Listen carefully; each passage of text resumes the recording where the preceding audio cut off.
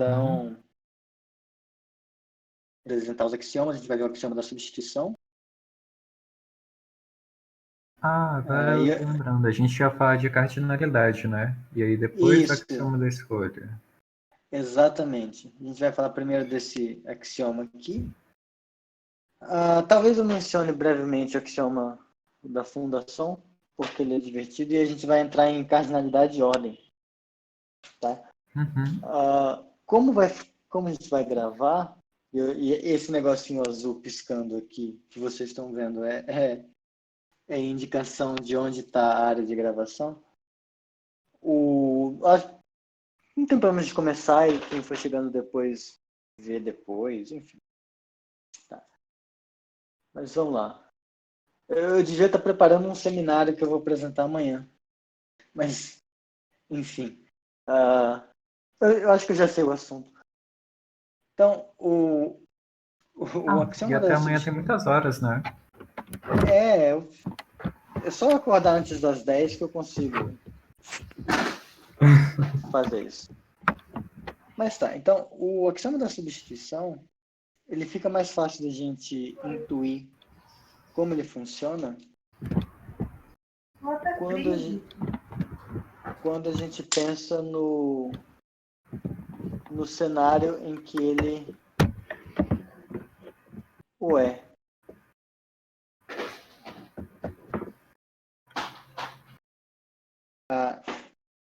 Então, a ideia do axioma da substituição, antes de ver o que ele diz, imagina que a gente está numa situação onde a gente tem dois conjuntos, um conjunto X e um conjunto Y. E a gente gostaria de alguma maneira, definir uma função de X para Y. Em geral, tudo bem que a gente tem axiomas que dizem que certas funções existem, mas em geral, quando a gente vai trabalhar com funções de verdadeinha, o Basic Law 5 está digitando. Quando a gente vai definir funções de verdadeinha, o que a gente costuma fazer é usar a gente usa uma regra. Então, a gente usa uma regra. Tá? Vou explicar o que é regra, mas a gente usa uma regra que associa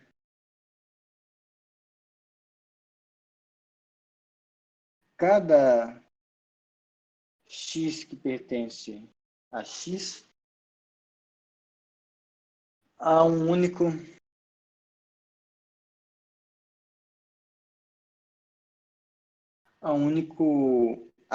ou vou colocar um único y que pertence a x. Tá? É assim que a gente, em geral, constrói uma função de x em y.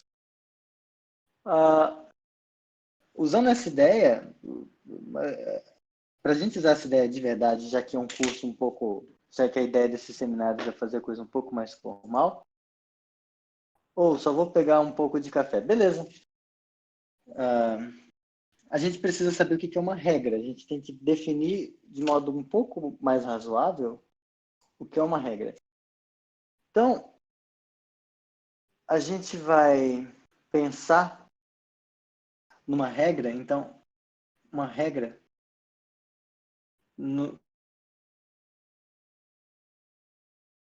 gente vai ter uma sentença. Então, a gente vai ter uma fórmula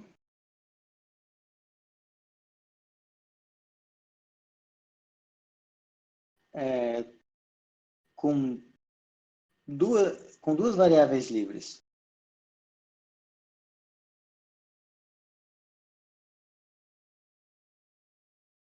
Tá? Então, uma fórmula com duas variáveis livres, a gente pode expressar ela como sendo uma coisa assim. Tá? Exemplo do que a gente pode pensar numa fórmula como com duas variáveis livres, você pode pensar nessa fórmula, deixa eu ver qual que eu tinha usado. Nessa fórmula aqui, ó, φ de x, y. A gente pode pensar que isso aqui é a fórmula x, igual a y. Lembra que uma fórmula com variáveis livres é uma fórmula onde uma variável é livre quando ela não está ligada a nenhum quantificador.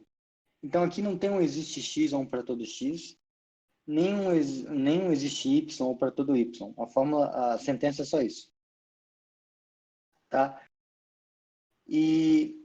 Então, a princípio, uma fórmula com duas variáveis livres é isso. E aí, as fórmulas que vão interessar para a gente vão ser essas fórmulas desse tipo aqui. Ó. Vamos dizer, eu não sei escrever, vamos dizer que uma fórmula na linguagem da teoria dos conjuntos φ de xy, ela é funcional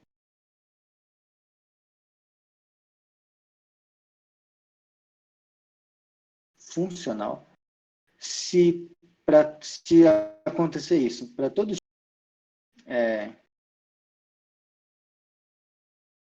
e como que eu digo isso? Eu quero que exista um único, tá? Então, existe y tal que φ de x é verdadeira e para todo z, se valer φ de x z, então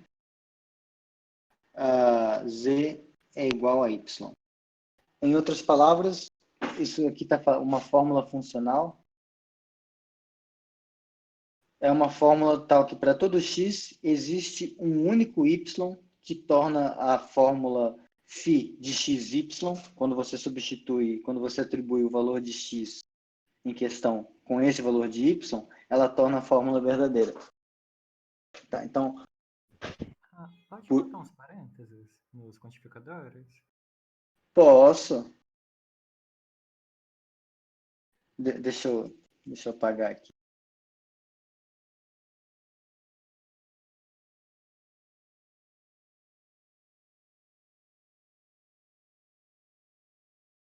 É que às vezes eu uso parênteses invisíveis. Então, white. Para todo x existe y tal que φ desse negócio e deixa eu colocar um outro parênteses aqui.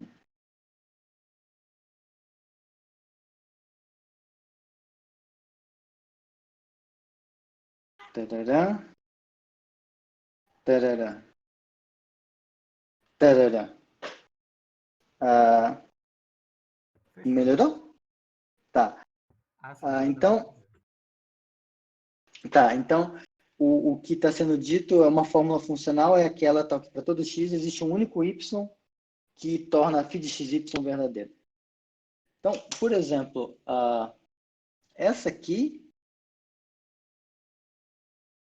é uma fórmula funcional, porque para cada x existe um único y que torna a expressão x igual a y verdadeira, a saber, o próprio x. Ele é o único que faz isso.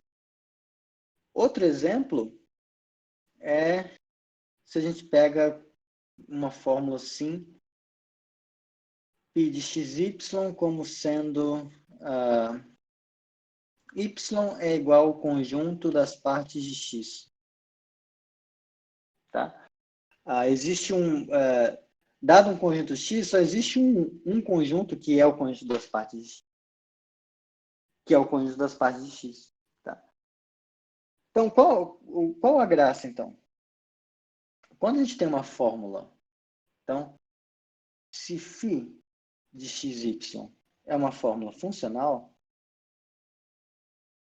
a ideia é que a gente pode usar essa fórmula para definir uma função.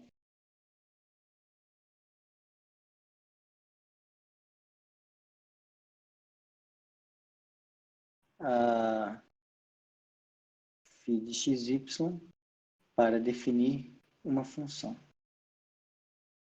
Então, por exemplo,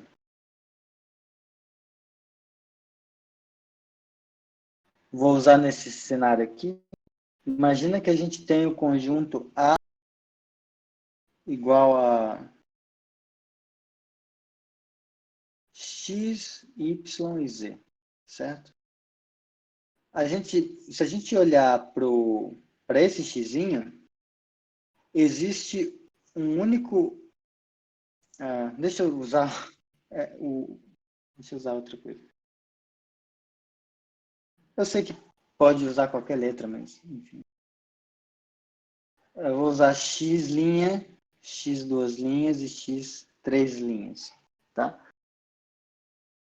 Então, a gente sabe que para esse x' existe um único y', tal que psi de x', y' é verdadeira, no sentido de que isso aqui se torna verdadeiro.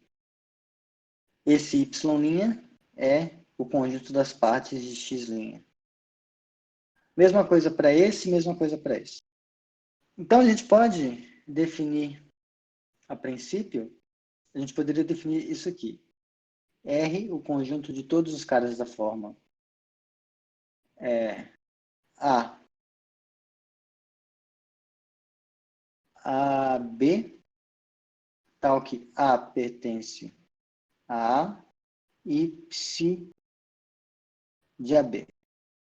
Só que a gente consegue garantir que esse conjunto existe porque o A só tem esse cara e esse cara. Então, havendo o x', o axioma da potência me dá esse cara. Havendo o x duas linhas, a gente sabe que existe esse. E havendo x três linhas, a gente sabe que existe esse. E aí a gente pode montar no braço essa relação aqui que vai ser uma função. Meio que a gente faz no braço, aplicando finitas vezes o que a gente viu. Que aí a gente tem esse cara aqui, a gente pode fazer, por exemplo, a gente tem o direito de considerar esse conjunto aqui.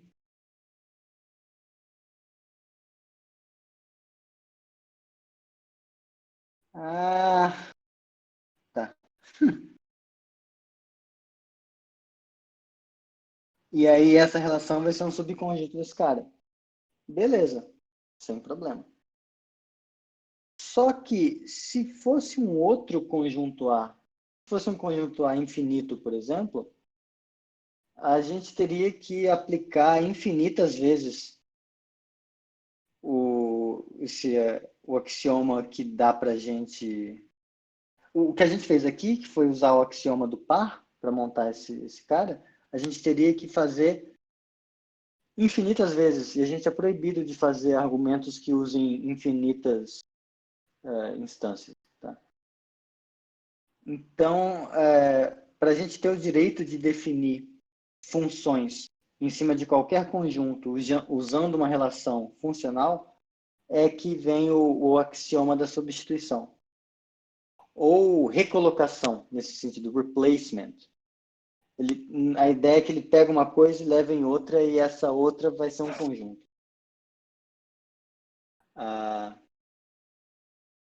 Posso escrever ele direito ou tem alguma dúvida alguém já? Eu tenho uma pergunta. Claro, pode mandar.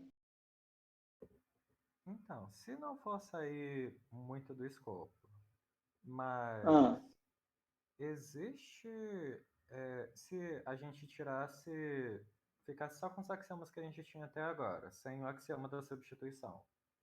Ok. Existe um modelo em que não existe essa função? A função que leva o conjunto no conjunto das partes. Olha, eu não tenho certeza, mas eu já li em algum lugar que, por exemplo, se você não tem o... Imagina que você tem um conjunto A qualquer, certo? Conjunto simplesinho. Aí, para cada A que você pega no A, você quer considerar isso aqui. E depois você quer considerar o conjunto de todas as coisas dessa forma. Eu posso estar falando abobrinha, mas há modelos onde nem isso aqui você consegue ser o que chama da substituição, a depender do A. Caramba! Tá? Eu posso estar falando abobrinha nesse caso específico porque o... não, esse aqui meio que dá, mas tem uns que vão ficando um pouco piores. É que esse aqui você poderia fazer assim, ó. Você poderia olhar ele como um subconjunto disso aqui, né? E aí extrai usando a função. Você extrai a função e garante que é a imagem, mas tem umas coisas bem pesadas que você não consegue. Tem umas coisas que você não consegue fazer e tem modelos que provam, mas eu nunca cheguei a ver direito. Mas eu acho que tem. Ah, tudo bem. Tá. É que, na verdade, o que chama da substituição ele vai te dar, ele não te dá a função propriamente dita, mas ele te dá a imagem da função. É o que ele vai garantir. Então, o axioma da substituição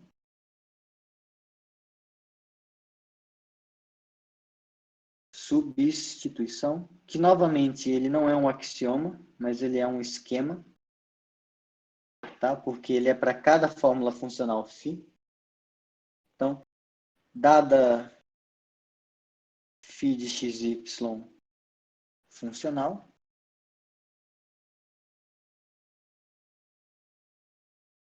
para todo o conjunto X,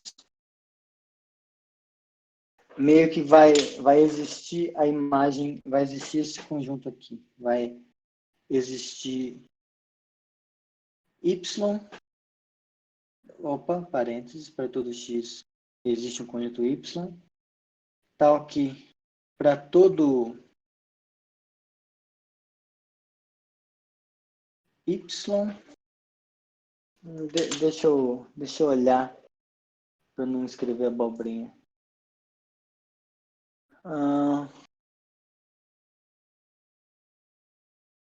Tá, essencialmente ele vai dizer que existe esse conjunto aqui, tal que para todo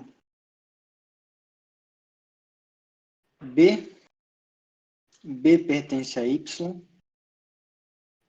Ele vai dar o conjunto imagem. C somente C. Existe X tal que X pertence a X e vale φ de XB. Aliás, o livro do Halmos sobre como escrever matemática, ele sugere esse tipo de coisa. Você respeitar as ordens de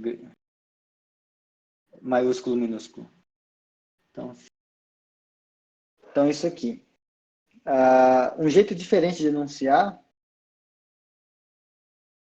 é o seguinte, você tem essa fórmula φ aqui. Você pode... muito obrigado. Aqui? Aí mesmo. É o daqui, tá? Valeu. Se a gente tem essa fórmula funcional φ fixada, a gente pode só definir, sem garantir que existe, a gente define o que seria esse conjunto aqui. φ de x como sendo o conjunto de todos os y, tais que existe um x, tal que x pertence a A, e vale φ. O que é A, Renan? É x. Quem é A? A é x. E vale φ de xy. Aqui. Esse símbolo ficou mutante. Tá. Então, essencialmente, uma vez que a gente tem esse cara, o que esse axioma diz para a gente é, se tem uma fórmula que é funcional, sempre que você restringe o escopo dela a um conjunto que você já sabe que existe, a imagem do que seria essa função vai ser um conjunto. Tá? Então, quando a gente está... Agora a gente tem o direito de, por exemplo, fixado um conjunto X, o que a gente gostaria era que, naquele primeiro exemplo, fixado um conjunto X, a gente queria saber se ia ter um conjunto imagem aqui, onde você pudesse fazer... Então,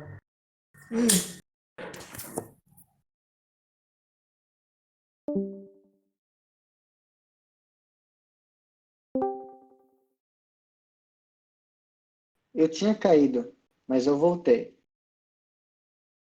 Peraí, você caiu literalmente ou sua internet caiu? Um pouco dos dois, talvez. É, Não, porque deu foi um só a barulho bem internet. estranho. Nossa, tá. Eu vou ver depois na gravação. Eu vou ver depois na gravação. Mas foi só a internet, pessoal. Não caí, não. Ah, em que ponto caiu a conexão? Aqui eu já tinha falado tudo? Já tinha sim, pelo menos aqui. Ah, tá. Já. Então, eu ia só dar um pouco mais de explicação empírica para a coisa. Antes a gente não sabia se ia ter uma imagem para correspondência que pega um xizinho aqui e manda nas partes de x. O que o axioma da substituição faz é, olha, existe. Existe e a gente pode xingar ele assim, ó. Tá? Todo mundo que está nesse conjunto é porque ele é o sujeito que faz a fórmula ser verdadeira com algum x ali. Tá? Bom, se a gente tem, quando a fórmula é funcional, como esse y é único, a gente pode, em vez de escrever assim, a gente pode escrever assim também, né? Para indicar que o y é o único que torna essa sentença verdadeira para esse x. Então, ele é bem isso. Ele diz que se você tem uma regra, uma fórmula que determinaria uma função no universo, mas você não pode ter uma função no universo porque o domínio dela seria o universo e aí não é um conjunto, você ainda consegue fazer isso se você restringir o escopo da sua fórmula num conjunto que já existe. Então, o que chama de substituição é isso. Curiosidades, eu não vou me fazer aqui, mas eu acho que se você usa o axioma da substituição e o axioma do par, com esses dois você consegue provar o axioma da separação.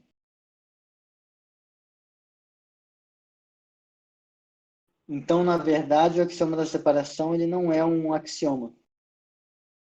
Ou melhor, ele não é um esquema de axiomas, ele é um esquema de teoremas. Então, dá para a gente pensar que ele é um metateorema, que sai em conjunção do axioma da substituição com alguma outra coisa. Eu acho que é o axioma do par. Tem no Kuhnen. Mas isso é só curiosidade. Axioma do par, talvez. Deu um barulho aqui. Alguém ia falar alguma coisa? Só que nesse caso aí, se a gente não tivesse o axioma da separação, aí cada vez que a gente fosse usar ele, a gente teria que dar uma demonstração para aquela fórmula. Isso, mas em certo sentido, se você vai para a sua metalinguagem e você fixa uma fórmula funcional, você pode, para essa fórmula, você faz a prova para essa versão do axioma da separação. Então, do ponto de vista metalinguístico, da linguagem falando da linguagem, não tem problema. Assim, é um metateorema, pronto. Ele é um metacorolário do axioma da substituição com o axioma do par. Tem no Kuhn, que eu não lembro de cabeça, mas assim, ele costuma ser mencionado como axioma por questões históricas, aquela coisa toda assim. Tá bom? Então, o que o axioma da substituição faz é ele dá para a gente um contradomínio, que vai ser uma imagem, mas vai ser um contradomínio, para coisas que se comportariam como funções. Tá. A axioma da substituição visto, ele vai ser usado quando a gente for trabalhar com recursão, tá? É ele que permite fazer recursões transfinitas. Ele é o ferramental principal. E só para mencionar aqui, antes da gente entrar em regularidade, em cardinalidade e como chama, e ordem, o axioma da regularidade ele é um axioma técnico que, em geral, só quem está trabalhando com coisas de conjuntos usa. Ele diz o seguinte, eu vou escrever em uma linguagem um pouco mais humana. Tá, não vou fazer isso. Para todo x, então, para todo x, se existir y, y, nossa, que chato. Se existir y, tal que y pertence a x, tá? Então, em linguagem humana, isso aqui está falando que se o x é diferente de vazio, então existe um z, tal que esse z pertence ao x, e quando a gente faz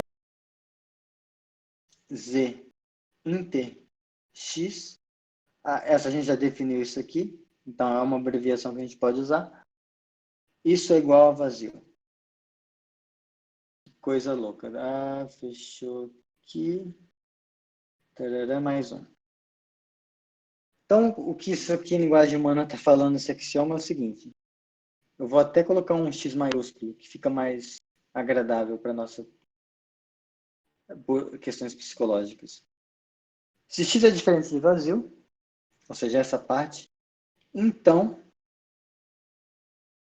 existe um z que pertence ao x, tal que quando você faz z inter x, isso aqui é vazio. Em outras palavras, vai ter um elemento no x que não tem nenhum elemento em comum com o próprio x. Tá? Esse axioma, em certo sentido, ele vai garantir que a relação de pertinência entre conjuntos, ela meio que funciona como se fosse uma relação de boa ordem. Só que não vai ser a boa ordem que ele vai garantir tudo. O que ele vai garantir é que para todo conjunto não vazio, tem um menor elemento na relação pertence. Uma coisa mais razoável de enxergar, isso que eu falei, o que ele vai proibir situações do tipo assim. Ó. Aqui eu vou colocar um parênteses, porque eu vou usar coisas que a gente ainda não falou. Né? Imagina que a gente tem uma sequência de conjuntos xn indexada em ômega. Tá? E aqui ômega é o que conjuntos naturais. Então, o que ele vai proibir é situações do tipo em que você tem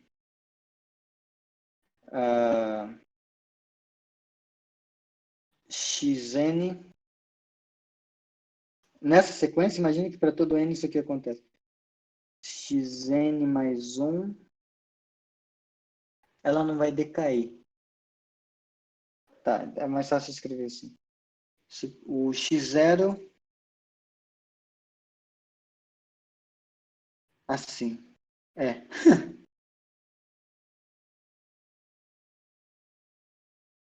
Você não vai ter cadeias decrescentes infinitas de pertence. Então, se você tem um conjunto, se você tiver um conjunto x0 e ele tem alguém dentro dele, você vai conseguir um outro, mas isso vai ter que parar em algum estágio finito. Você não vai ter uma... Oi?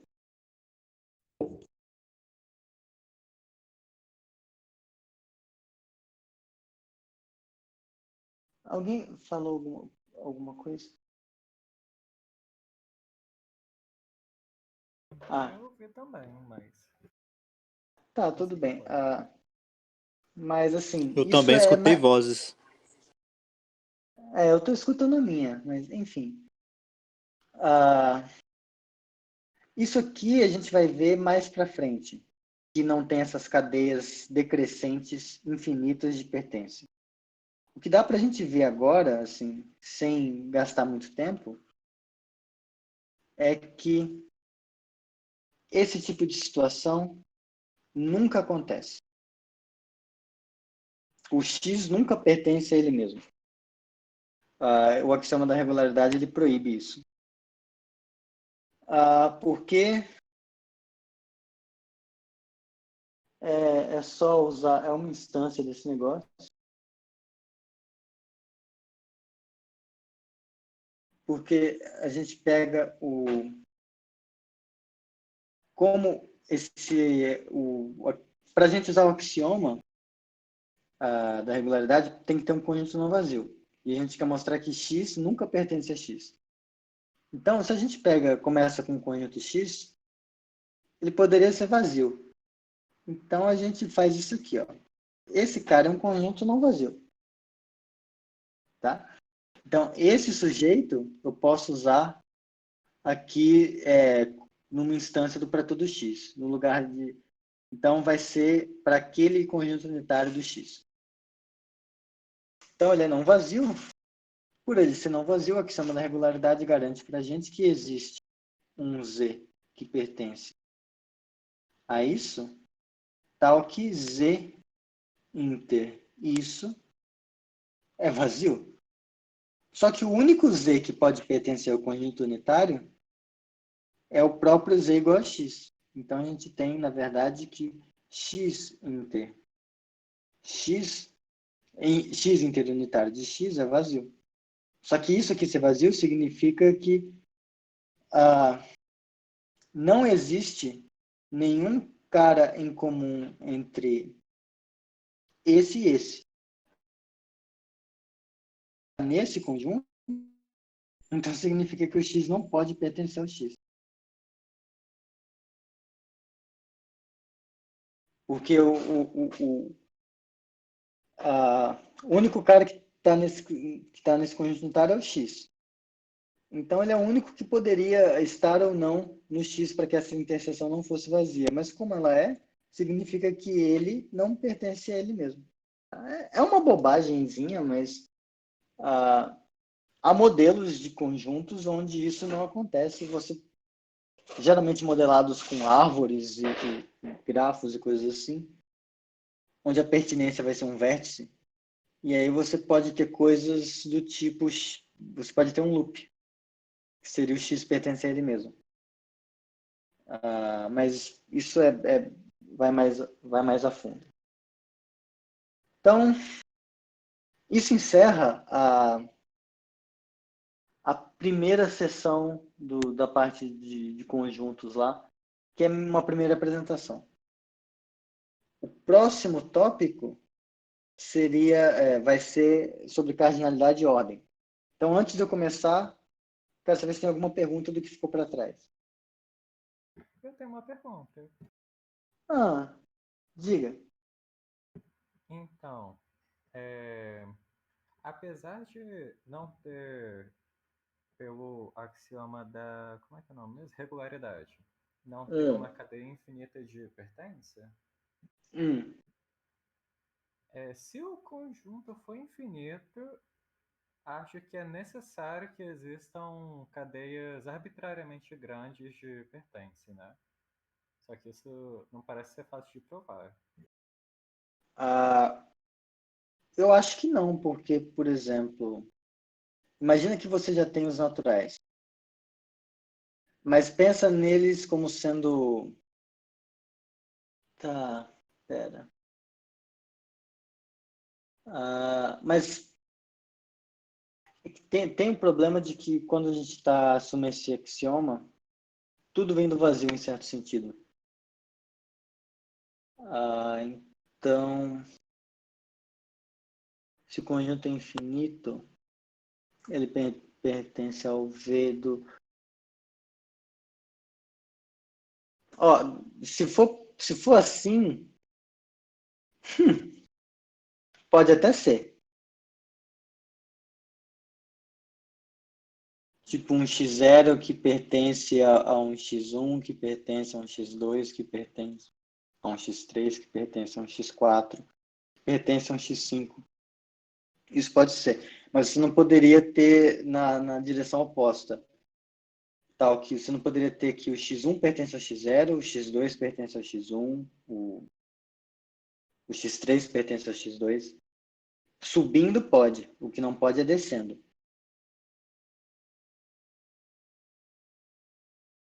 Ah, sim. É. O caso que você deu dos naturais é um caso que é infinito para cima. Sim, exatamente. Exatamente. Ele vai ter um que sobe. A própria relação de pertinência vai ser isso. Sim. Mas é que eu ia pensar em conjuntos que não são dessa forma, só que aí eu lembrei que todos os conjuntos são dessa forma, quando a gente assume o que chama da regularidade. Todo conjunto em ZFC ele vai ser alguma coisa do tipo. ah,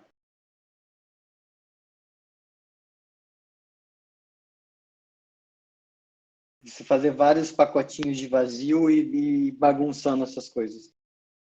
A gente vai chegar lá, mas essencialmente tudo vem do vazio quando a gente assume esse axioma da regularidade. Mas mais alguma coisa?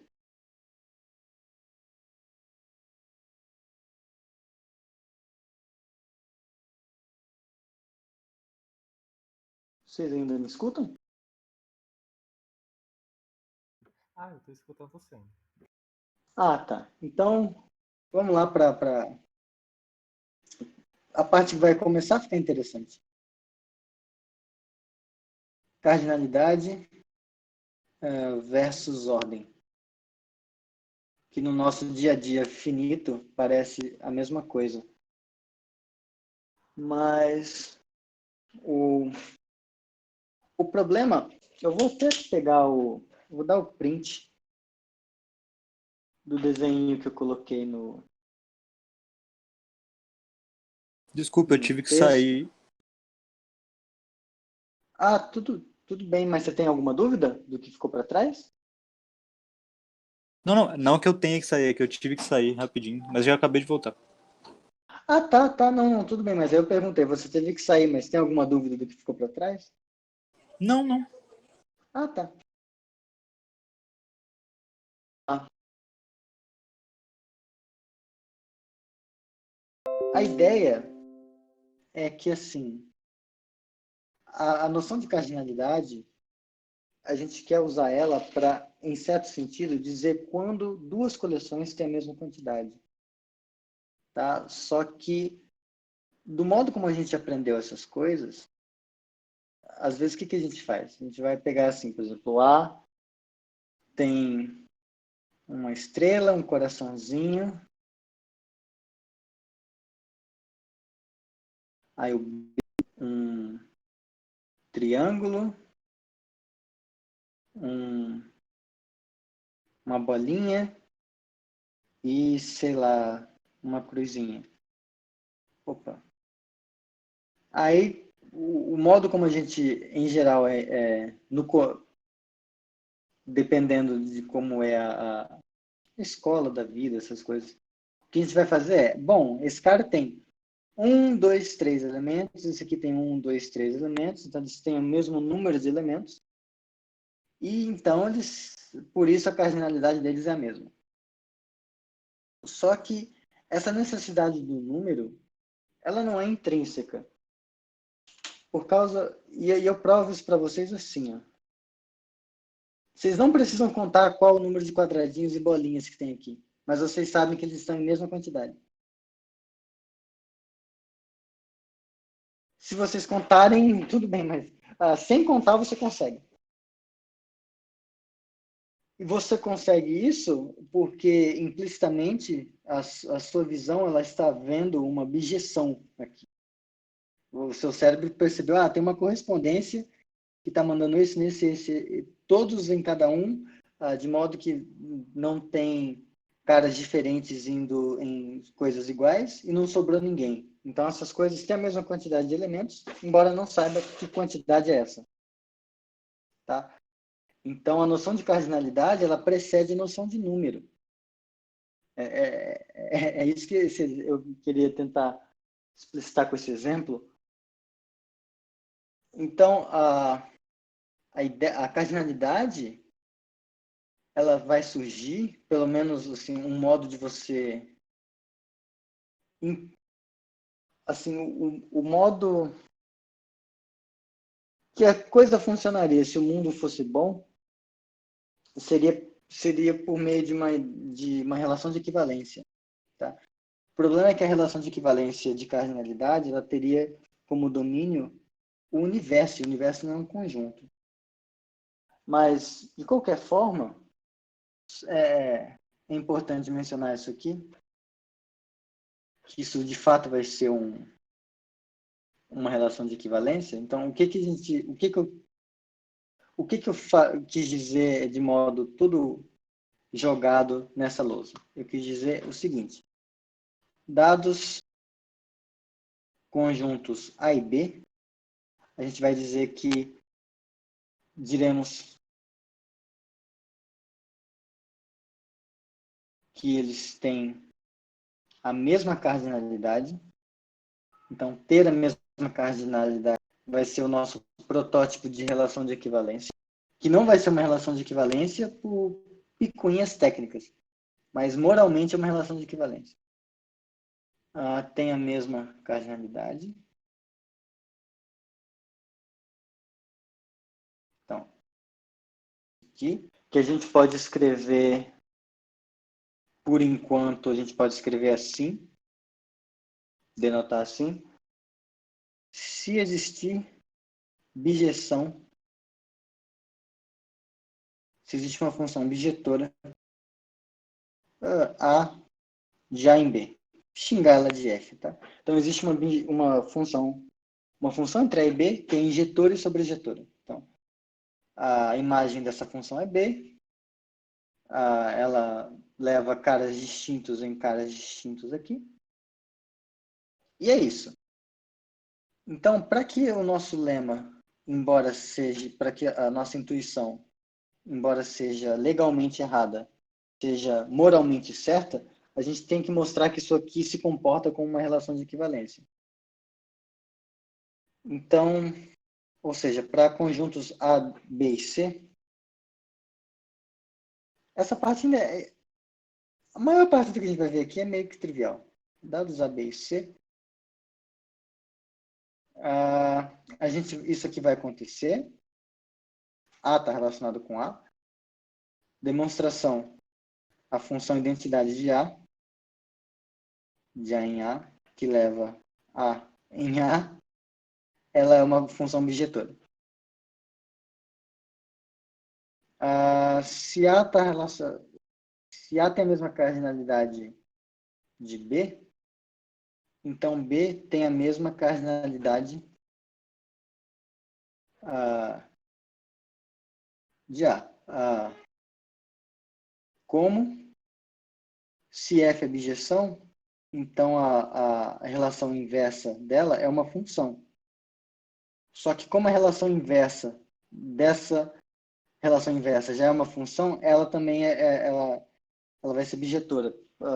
É um leminha que eu devia ter provado, mas uma função é bijetora se e somente se a inversa dela é uma função. Aliás, a gente provou isso, né?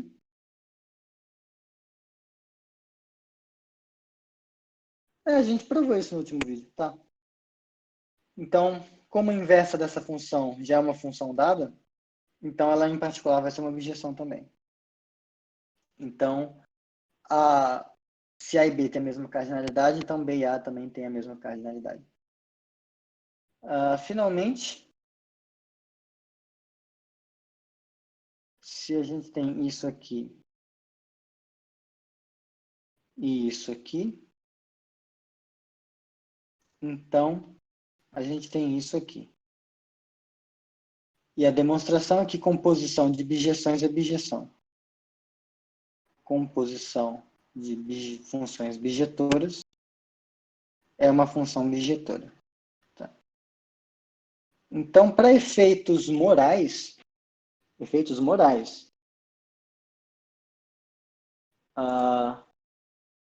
essa relação de ter a mesma cardinalidade, ela é moralmente uma relação de equivalência. Então, moralmente,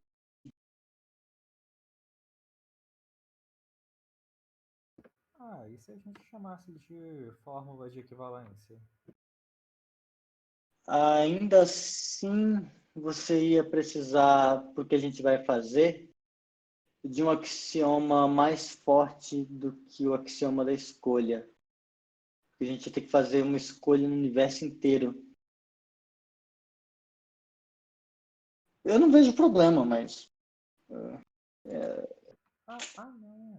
O que eu quis dizer é que a gente poderia falar que, dada uma fórmula com duas variáveis livres, Concordo. se... É uma relação de que ela é uma fórmula de equivalência, né? O outro é uma fórmula funcional, seria uma fórmula de equivalência. Isso aí. Que não necessariamente... não, tudo bem, você pode fazer isso, mas porque a gente quer fazer depois, que é escolher um conjunto de representantes em cada classe, a gente ia ter problemas aí. Quando a gente Entendi. fosse... Para fazer isso, Entendeu? realmente não daria certo. Então, moralmente, essa relação é uma relação de equivalência.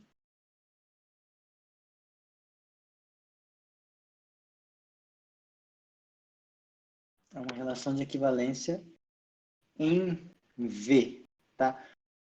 Esse V aqui é o modo como o pessoal em conjuntos costuma xingar V é o universo, tá? Mas ele não é um conjunto. Ele é só uma coisa que a gente xinga assim, tá? Mais para frente a gente vai xingar esse tipo de coisa como classe própria. Mas por enquanto a gente só xinga de V. E a explicação do porquê é V é por causa do desenho do... Isso é coisa para depois. Então, moralmente, é uma relação de equivalência no universo. E daí? Né? Qual a graça disso? Por que isso é importante ou não para a gente? É que, por conta desse leminha aqui, ó,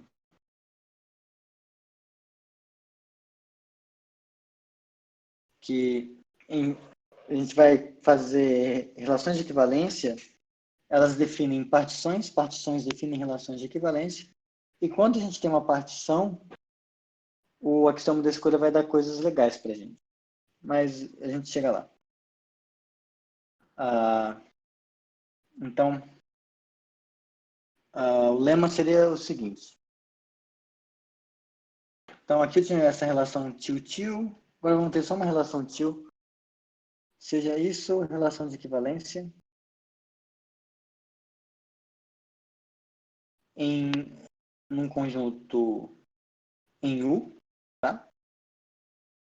E para um Uzinho que a gente pegar em U, a gente vai denotar assim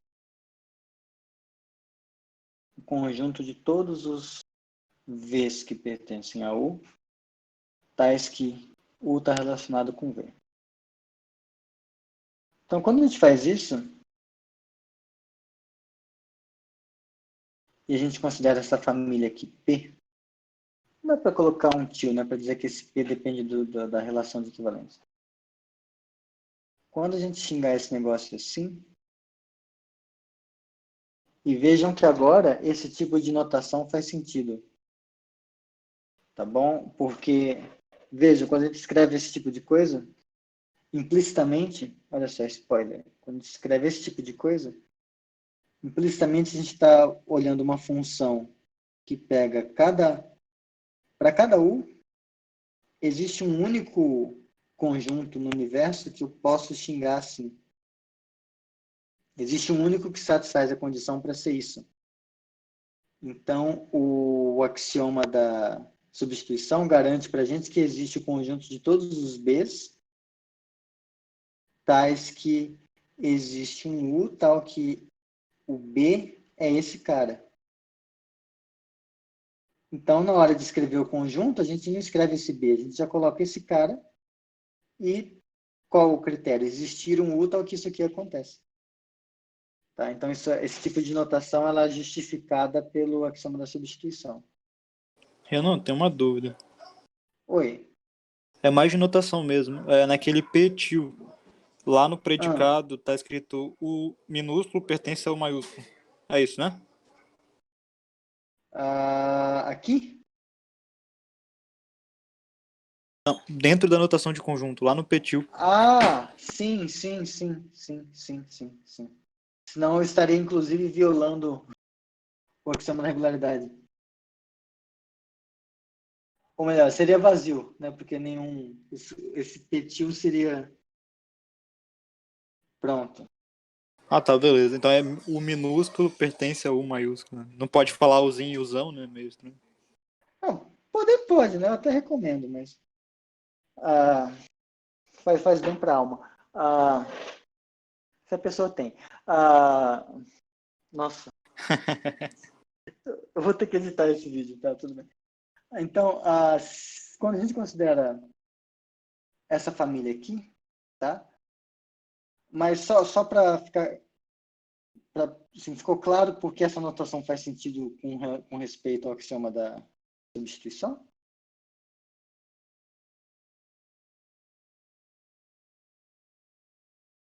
Perdão, não ouvi bem. Poderia repetir? Posso. Ficou mais ou menos claro por que essa notação faz sentido dentro do cenário onde você tem o axioma da substituição? Sim, com certeza. Sim. Obrigado. Bom, então quando a gente pega essa família aqui, ela vai satisfazer duas coisas. Eu vou chamar de bolinha e bolinha. Eu ainda não definiu o... A gente já definiu, aliás, né? A gente já definiu o quantavão do axioma do infinito. O conjunto U vai ser a união de todos, vai ser a união da família etil. Tá? Então, para todo Uzinho que pertence ao U, existe algum cara nessa família, tal que o Uzinho pertence a ele. Spoiler, como a relação é de equivalência, em particular reflexiva, o Uzinho pertence ao próprio util. Então, a reflexividade garante para a gente essa parte. A segunda parte é que, se você tem U e V que pertencem a U, então, ou isso aqui acontece,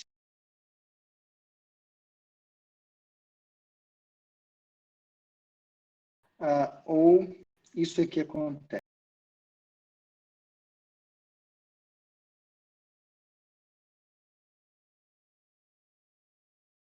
Então, se você pega dois caras dessa forma, né, que são as classes de equivalência do U, se você pega duas classes de equivalência, então, ou elas são iguais, tá? E, em particular, isso aqui acontece se e somente se U está relacionado com V, ou elas são disjuntas, e isso aqui acontece se e somente se esse aqui não acontece, se U não está relacionado com V. Tá? o nome de uma família de subconjuntos que tem essa propriedade, que tem a propriedade de que quando você toma a união de todos os caras da família, dá o seu conjunto U. E quando você pega quaisquer dois caras dessa família, ou eles são idênticos ou eles são disjuntos, o nome disso é uma partição. E aí, reciprocamente, tá certo. Se P é partição de U,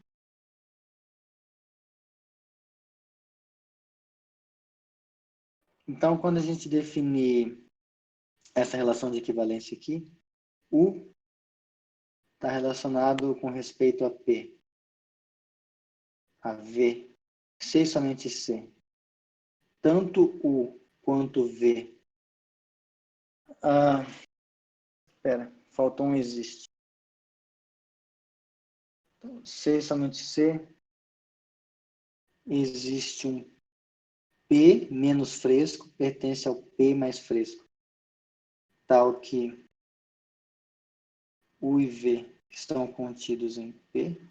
E aqui eu já vou começar a fazer abreviações, tá? Eu vou escrever existe P que pertence a P. Não existe P tal que P pertence a P. Porque a vida é curta. Mas, se necessário, a gente sabe pegar uma coisa dessa forma e voltar na linguagem anterior. Mas, enfim, se a gente pega uma partição do U e define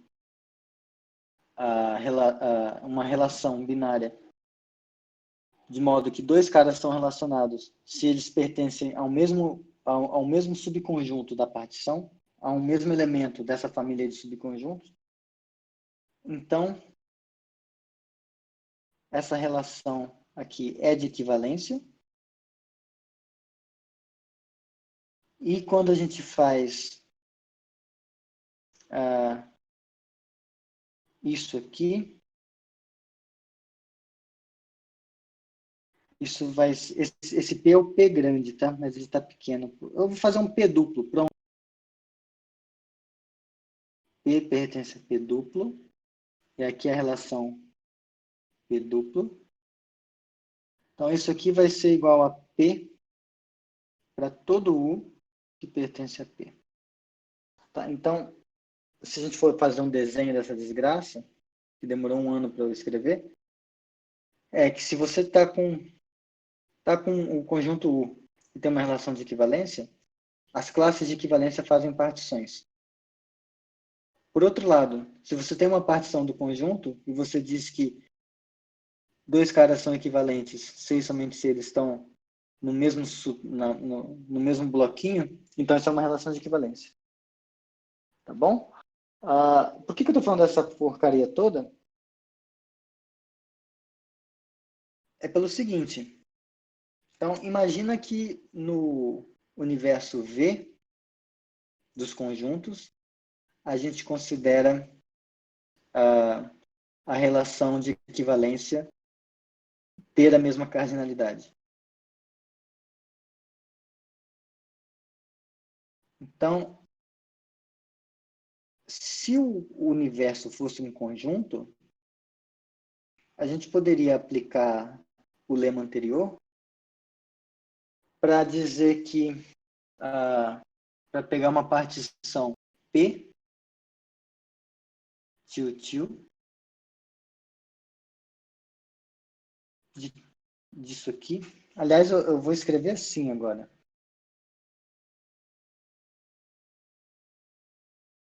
Essa aqui é a classe de equivalência do X, com respeito a essa relação de equivalência. X pertence a V. E aí, olha só.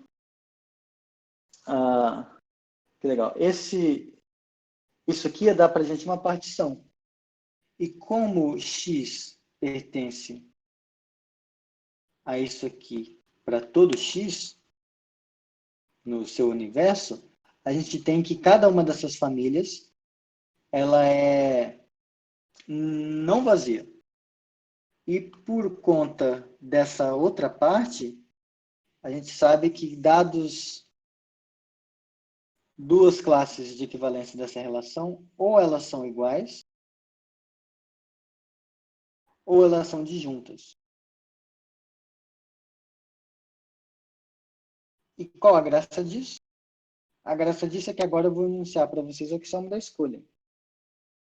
E vocês vão ver que o axioma da escolha, do jeito que eu vou enunciar, ele está perfeito para a gente usar nessa partição aqui. Porque o axioma da escolha diz o seguinte: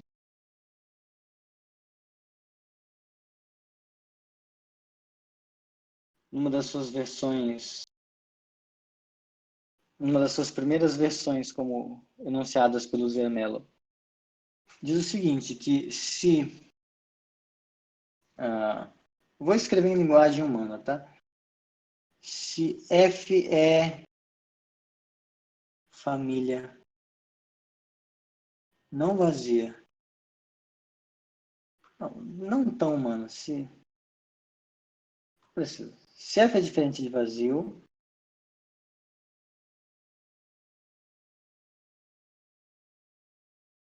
e Os para humanos que quaisquer... lutem.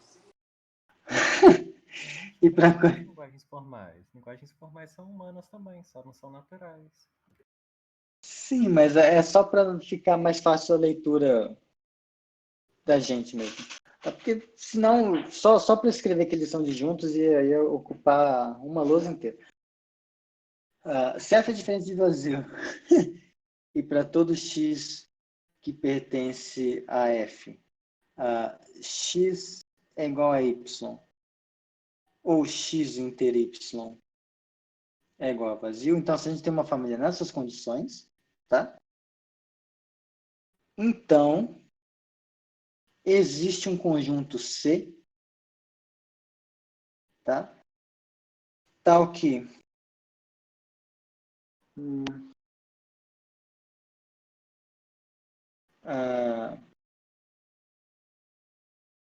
como que eu escrevo isso? É transversal? Vai ser um conjunto de representantes da partição. Eu só quero escrever isso de um jeito não muito roubado. Cadê? Como que eu escrevi o axioma da escolha da primeira vez? Eu devo ter escrito ele de um jeito razoável. Tá. Existe um C tal que para todo X que pertence a F, C inter X é diferente de vazio. Então, ele intercepta cada um dos membros dessa família. E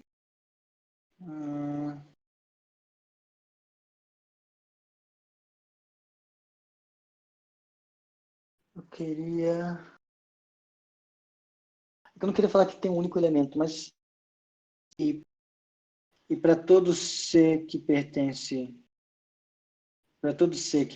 a C, existe Y que pertence a C, que horror, tal que se Z pertence a... Deixa eu chamar de C de complexos, tá? Só para distinguir. Então, existe um Y que... para todo C que pertence aos complexos, existe um Y que pertence... para todo C que... Então, nenhum deles é vazio, tá? E se Z pertence a esse mesmo C, então esse Z é igual a Y. Então, o que eu estou tentando dizer em linguagem razoável aqui?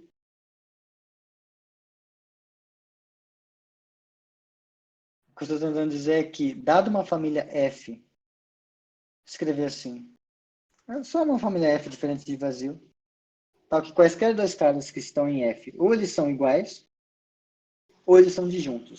Tá? Então, existe um C tal que, se você pega um F no F e faz C inter F, isso aqui tem somente um elemento. Tá? Porque o que... Vamos ver. Aqui, dizer que é diferente de vazio, a gente disse aqui. E aí aqui eu estou dizendo que para todo C que eu... não, pera. Não, isso aqui que eu quis dizer aqui não é o que está escrito aqui, que está escrito uma coisa diferente. Esses C seriam os unitários do que eu queria. Espera aí.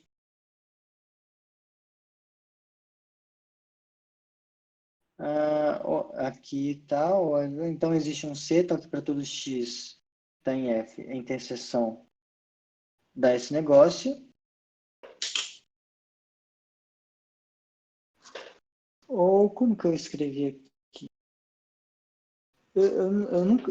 Será que eu cometi a gafe de nunca escrever ele direito em lugar nenhum? Nossa, que coisa feia. Eu usei já dizendo que a cardinalidade dele é 1. Mas porque eu tô lá na frente, tá? Eu encontrei um problema no livro. Bacana. Erro de consistência. Acho que você poderia dizer que... Peraí, F é a família da partição, né? Sim. E os Não, subscritos é o conjunto das escolhas, né? Dos representantes. Isso. Você pode falar que para todo X da família, se... Eu já digo que a interseção vai ser unitária, né? E acabou. Não, você pode falar assim, ó. Para todo X... que tal? Para todo A e B pertencentes a C, Uhum. e para todo X pertencente a F,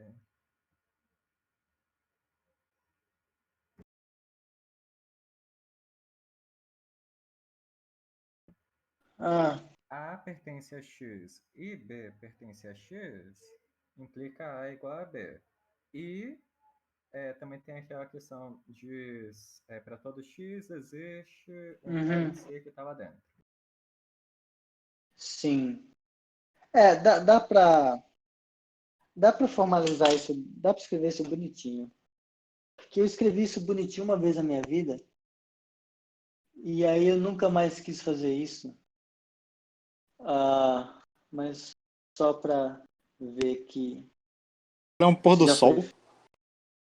Era um pôr do sol, provavelmente. Quer ver? Axioma. Eu lembro que ele era bem chato de escrever. Não é o mais chato de escrever, mas é relativamente chato aqui, ó. Vou colocar aqui. Então, essa afirmação aqui, ó, T é família disjunta e vazio não pertence a T, é só para dizer... tem que dizer, inclusive, que os elementos da família são não vazios, que é o que eu mencionei na hora da partição. Então, existe um U. E aqui existe um cara que pertence à partição, e se existe outro, então é igual ao Z. Tá. É essa coisa. Tá? Mas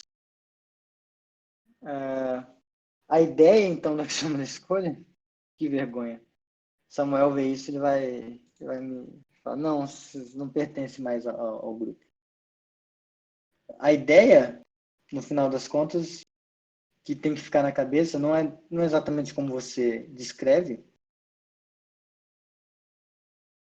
diferente de vazio. Tal que o vazio não é um desses elementos, então todo mundo que está na família, você pode pegar alguém lá dentro, então existe um C, que quando você fizer esse C interceptado com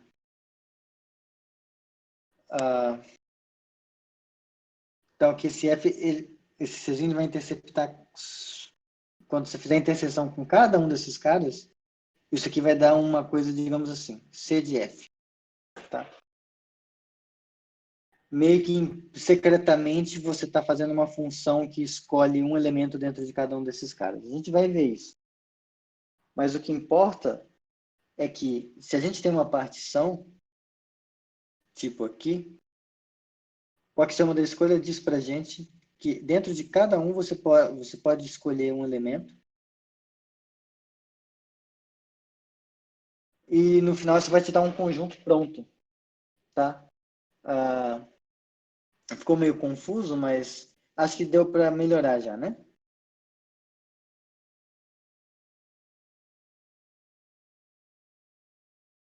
Ah, sim, deu para entender, sim. Então, por que eu estou mencionando isso? Porque se a gente tivesse, se o universo fosse um conjunto e a gente e isso aqui seria então uma partição, a gente poderia escolher um representante dentro de cada classe. Esses representantes seriam os números cardinais. Então, moralmente, a gente poderia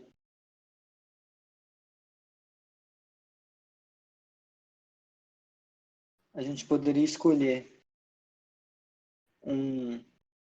um cara que a gente ia denotar assim, pertencente à classe do X. Poderemos escolher para cada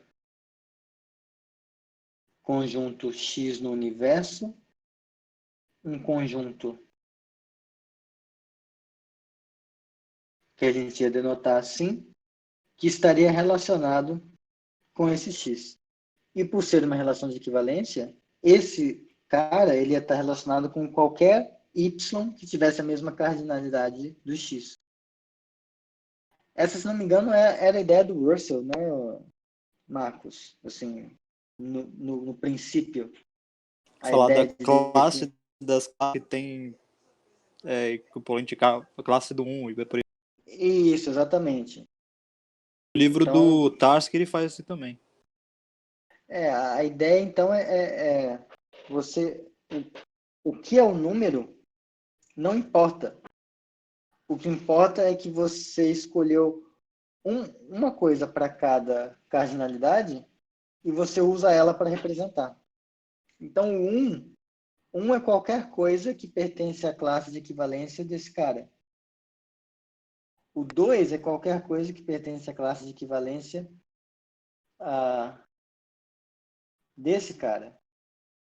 O 3 e assim vai. O problema desse tipo de argumento, é essa parte aqui. O problema é sempre esse, o problema é a moral. Tá? A moral e os bons costumes. Isso não é moral. Esse tipo de argumento ele é altamente imoral porque a gente está fingindo que o universo é conjunto, usando a axioma da escolha em partição do universo, tá? Então, a gente não tem o direito de fazer isso. Para isso, não para isso, mas é aí que começa a surgir a diferença entre cardinalidade e ordem, que a gente vai que os próximos passos vão ser os seguintes, tá? Isso já é um preview do próximo, porque já está tarde. A gente vai definir ordinais. Spoiler do que é um ordinal. O ordinal vai ser um conjunto, tal que quando você colocar a relação de pertence nesse cara, isso aqui vai ser uma boa ordem. Então eu vou mencionar aqui que é uma boa ordem na próxima aula. E tal que X é transitivo. O X ser transitivo significa isso. Se X pertence a X, então X está contido em X. Aí, essas coisas vão ser os números ordinais. E a gente vai ver coisas do tipo, o vazio satisfaz isso. Se você faz isso aqui, satisfaz isso. E de modo geral, se x é um ordinal e você faz isso aqui continua sendo um ordinal. Então, meio que essa definição dá para a gente uma receita de como construir números. Só que ela não depende de escolhas arbitrárias. Ela é uma receita, em certo sentido... Ela não é uma receita natural, mas ela é uma receita que vai funcionar no universo todo. E a gente não vai precisar fazer, digamos assim, escolhas imorais. Então, a gente vai ter isso aqui vai dar uma receita para a gente de como sair do vazio, que a gente vai chamar de zero, e prosseguir com 1, 2, 3, tarará. E se a gente faz isso bastante, e aí vai entrar o axioma do infinito para mostrar que a gente consegue fazer isso, a gente pode pegar o conjunto de todas essas coisas. E a gente vai chamar esse conjunto de ômega. E esse conjunto ele vai ser um ordinal. Mas então a gente pode continuar. Aí vai fazer o ômega mais 1, vai colocar mais um carinha, ômega mais 1, ômega mais 2. E a gente vai poder fazer essas coisas prosseguindo, usando a axioma da substituição daí. Só que aí a gente vai chegar, e eu vou discutir isso com calma, que quando a gente dá esse primeiro passo, esse ômega mais 1, é onde a gente vai perceber a diferença entre o que é cardinalidade e o que é ordem. Porque esse cara ômega mais 1 é como se você pegasse todos os números naturais e colocasse um número em cima de todos eles. Então, enquanto conjunto, ômega mais 1 está em bijeção com ômega. Tá? Então, se você for pensar naquele argumento anterior de cardinalidade, a cardinalidade desse cara é a mesma desse. Só que enquanto ordem, essas coisas são diferentes. Porque esse cara aqui tem um maior elemento e esse aqui não. Então, quando os processos de contagem, quando a gente chega no infinito, os processos de contagem começam a fazer distinção entre cardinalidade e ordem. E aí vão ser ordinais específicos que têm uma propriedade específica de que eles não têm bijeção com nenhum ordinal menor que eles. Esses vão ser os cardinais. Então, a gente vai ter definido o que é um cardinal, independente de axioma da escolha. Aí depois, quando a gente tiver o axioma da escolha, a gente vai provar que todo conjunto pode ser bem ordenado, portanto, ele vai estar em bijeção com um número ordinal, e aí a gente consegue pegar o menor ordinal que não tem bijeção com nenhum anterior, isso vai ser a cardinalidade do x. Então, é um roteiro longo, mas vão ter novidades, pelo menos. Não vai ser só mais do mesmo. Então, talvez seja promissor. Dúvidas? É um negócio que eu sempre quis entender. Eu também. Talvez a gente consiga.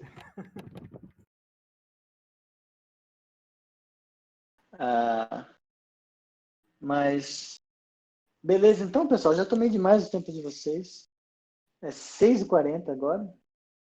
Tá, eu vou parar a gravação. Para quem viu no YouTube, tchau, pessoal. Ei!